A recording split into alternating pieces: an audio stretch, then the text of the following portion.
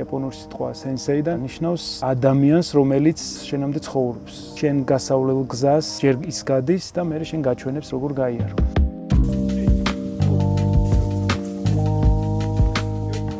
10 წლის ვიყავი ვარჯიში რო დავიწყე და ამ დღიდან დღემდე ერთი დღე არ ყოფილა ჩემ ცხოვრებაში ვარჯიშის გარეშე. ეს პერიოდი თითქოს ვარჯიში და ჩემი ცხოვრება არის ერთი მთლიანობა. იყო ბევრი გზაგასაყარი ცხოვრებაში, მაგრამ ერთი წამითაც არ მქონია იმის ფიქრი, რომ სხვა გზა ამერჩია ან სხვა მიმართულებით წავსულიყავი ცხოვრებაში. 10 წლის ასაკში რა უნდა იყოს საინტერესო, ეს არის სპორტული აზარტი, სპორტული ცხოვრება.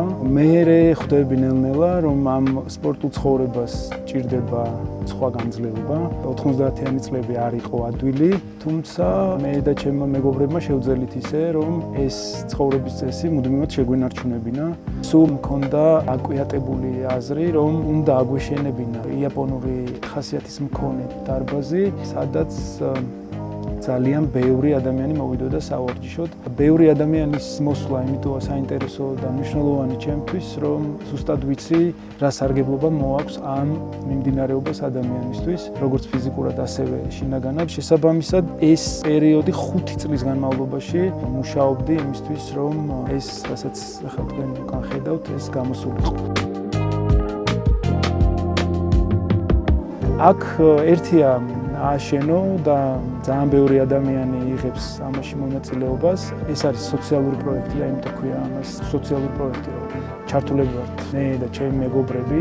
არ შემიძლია არ გამოვყო ამ შემთხვევაში გალფის მხარდაჭერაც, იმიტომ რომ ეს ძალიან მნიშვნელოვანია ჩვენთვის. როცა ესეთი კომპანიები, ადამიანები გეხმარებიან სრულიად უანგაროდ, მე ხვდები რამდენად მნიშვნელოვანია თურმე ეს პროექტი. ეს გვაძლევს ძალიან დიდ მოტივაციას, ენერგიას.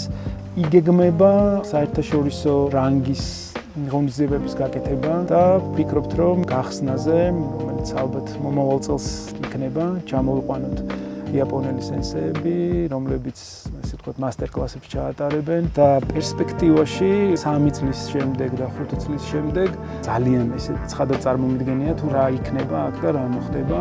აქ დაინახავთ უამრავ თეთრი კიმონოიან ბავშვებს, ხმებს გაიგებთ ამ დარბაზიდან, მეომრულ ხმებს და აქ ძალიან ბევრი თაობა გაიზრდება ისეთი, ვინც საბოლოო ჯამში ჩვენს საზოგადოებას, ჩვენს ქვეყანას წაადგება და ოდნავ მაინც შეცვლის უკეთესობისკენ.